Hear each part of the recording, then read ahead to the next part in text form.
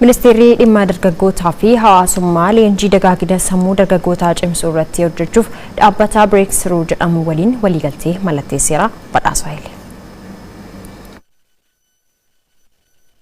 Ministeerri dhimma dubartootaa fi hawaasummaa leenjii dagaagina sammuu dargaggootaa irratti hojjechuudhaaf dhaabbata Breakthrough waliin waliigaltee mallatteesseera. Dhaabbatichi ministeera dhimma dubartootaa fi hawaasummaa waliin ta'uudhaan piroojeektii dhaloota jijjiiramaa jedhuun dargaggoota miliyoona 20 hanga bara 2023tti kan leenjisu ta'u hojii gaggeessaa olaanaan dhaabbata Breakthrough obbo Natsaannat Zannabee ibsaniiru. በ2023 20 ሚሊዮን ወጣቶችን ማሰልጠን dhaabbanni Breakthrough bara 2023tti dargaggoota miliyoona 20 dhimma naamusaa irratti leenjisuuf karoora qabateera. Leenjii kanaan dargaggoota miliyoona 1f carraan hojii kan uumamu yoo ta'u giddugaloota 3,000 akka biyyaatti ni qabaanna.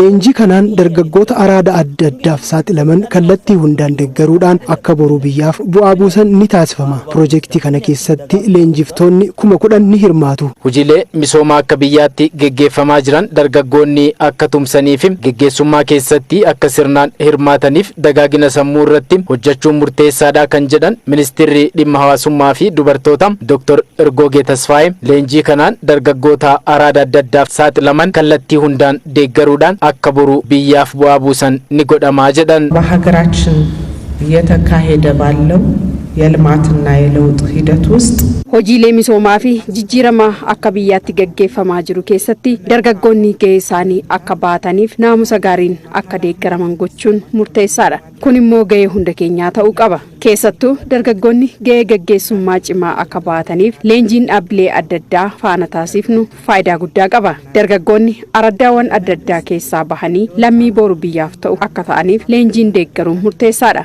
Leenjiin naamusaa kennuuf waliigaltee mallatteessine piroojeektii waggaa 8 hirmaattonni marichaas dargaggoota naamusa qaban horachuuf xiyyeeffannoodhaan hojjetamuu qabaa dubbatan. dhimmoota adda addaarraan kan ka'e dargaggoonni keenya gara iddoo hin barbaachifne ni deemu waan ta'eef isaan jijjiiruuf dhaabbata Breakthrough qofa osoo hin taane hundi keenya tokkummaan hojjechuu qabna. ሰው የሚለወጠው በስልጠና ብቻ አይደለም. namni kan jijjiiramu leenjiin qofaa osoo hin taane piroojeektii akka kanaa imaammataaf tarsiimoon deeggaramuu qaba. Leenjichi waggoota 8 itti fufiinsaan dhimmoota akka xiinsammuu dargaggootaa fi dargaggoota ga'oomsuu irratti kan hojjetu akka ta'es ibsameera. Dhaabbanni oomisha sanyii kuduraa fi muduraa